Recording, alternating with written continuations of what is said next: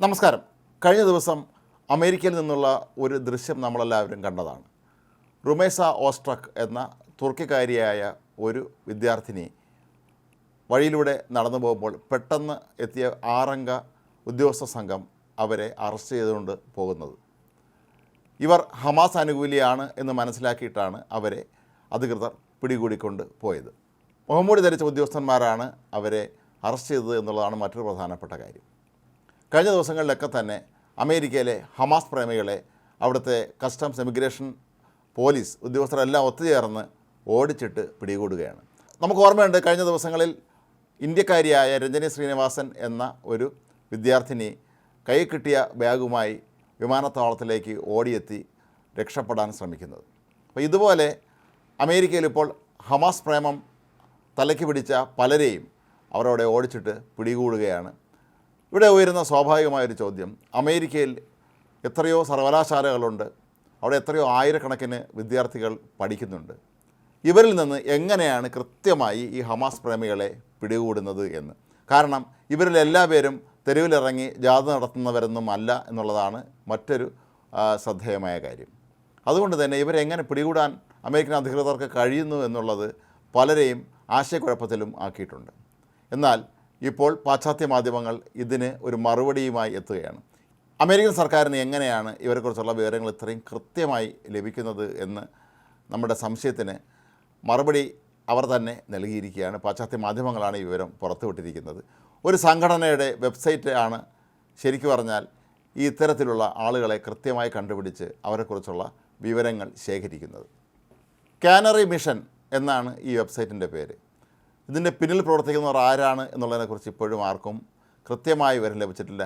നിരവധി അഭ്യൂഹങ്ങളാണ് ഇവരെക്കുറിച്ച് പറയുന്നത്. 2018 സമൂഹ മാധ്യമമായ എക്സ് ഇവരെ പുറത്താക്കിയിരുന്നു, എന്നാൽ പിന്നീട് വീണ്ടും ഉൾപ്പെടുത്തുകയായിരുന്നു. ഇതിൻ്റെ പിന്നിൽ പ്രവർത്തിക്കുന്നവർ ആരാണ് എന്ന് അത്ര വ്യക്തമായ ധാരണ ആർക്കും ഇല്ല എന്നുള്ളതാണ് ഇതിൻ്റെ മറ്റൊരു പ്രധാനപ്പെട്ട കാര്യം. ഏതായാലും ഇവരുടെ വെബ്സൈറ്റ് മുഴുവൻ ഇത്തരത്തിലുള്ള ജൂതവിരുദ്ധ, അമേരിക്ക വിരുദ്ധ അല്ലെങ്കിൽ ഹമാസ് അനുകൂലികളായ തീവ്രവാദ പ്രസ്ഥാനങ്ങളെ പ്രോത്സാഹിപ്പിക്കുന്ന, ഇസ്ലാമിസം പ്രോത്സാഹിപ്പിക്കുന്ന ഒരുപാട് ആളുകളെക്കുറിച്ചുള്ള വളരെ കൃത്യമായ വിവരം ഈ വെബ്സൈറ്റിലുണ്ട്. ഇതെങ്ങനെയാണ് അവർക്ക് ലഭിക്കുന്നത് എന്നുള്ളത് മാത്രം ആർക്കും ഇപ്പോഴും അറിയില്ല. ഒരു പാശ്ചാത്യ മാധ്യമത്തോട് പ്രതികരിച്ച ഒരു വിദ്യാർത്ഥിനി തന്നെ പറഞ്ഞത്, ഈ വെബ്സൈറ്റ് കയറി നോക്കിയപ്പോൾ തൻ്റെ ചിത്രം കണ്ട് ഞെട്ടിപ്പോയി എന്നാണ്. വർഷങ്ങൾക്ക് മുമ്പ് ഒരു ഹമാസ് അനുകൂല പ്രകടനത്തിൽ കൂട്ടുകാർക്കൊപ്പം താനും പങ്കെടുത്തിരുന്നു എന്നാണ്. മാത്രമല്ല മറ്റൊരു സവിശേഷത, ഇവർ ഈ ആളുകളുടെ എല്ലാ വ്യക്തിപരമായ അവരുടെ ഡീറ്റെയിൽസും ശേഖരിച്ചിട്ടുണ്ട് എന്നുള്ളതാണ്. ഇവരുടെ ഫോട്ടോ ഉണ്ടാകും വെബ്സൈറ്റിൽ, ഇവരുടെ പേര്, ഇവരുടെ വിദ്യാഭ്യാസ യോഗ്യത, ഇവർ ഏത് രാജ്യത്തു നിന്നുള്ള ആളാണ്, ഇവർ ഏതൊക്കെ പ്രക്ഷോഭ പരിപാടികളിൽ പങ്കെടുത്തു, ഇവർ അമേരിക്കൻ വിരുദ്ധ പരിപാടികളിൽ ഏതിലൊക്കെ പങ്കെടുത്തു തുടങ്ങി ഇവരുടെ മുഴുവൻ വിശദാംശങ്ങളും ഈ വെബ്സൈറ്റിൽ നിന്ന് ലഭിക്കും എന്നാണ് ഇപ്പോൾ പറയപ്പെടുന്നത്. അതുകൊണ്ട് തന്നെ അമേരിക്കൻ സർക്കാരിനെ സംബന്ധിച്ചും ഇസ്രായേൽ സർക്കാരിനെ സംബന്ധിച്ചൊക്കെ തന്നെ അവർക്ക് ഇത്തരത്തിലുള്ള ഈ ഹമാസ് പ്രേമികളെയും ഈ തീവ്രവാദത്തെ പ്രോത്സാഹിപ്പിക്കുന്ന യുവതലമുറയിൽപ്പെട്ട പ്രധാനപ്പെട്ട ആളുകളെക്കുറിച്ചൊക്കെ തന്നെ വിവരങ്ങൾ കിട്ടാൻ വളരെ എളുപ്പമാണ്.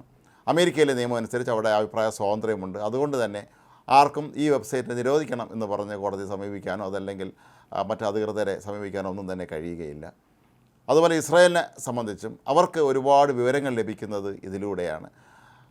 ലോകമെമ്പാടും ഇത്തരത്തിലുള്ള ഈ തീവ്രവാദ സംഘടനകളെ പ്രോത്സാഹിപ്പിക്കുന്ന ആളുകളെക്കുറിച്ചുള്ള വിവരങ്ങൾ ഇവരെങ്ങനെ ശേഖരിക്കുന്നു എന്നുള്ളത് ആർക്കും ഇപ്പോഴും ഒരു മനസ്സിലാവാത്ത ഒരു പ്രഹേളികയായി അവശേഷിക്കുകയാണ്.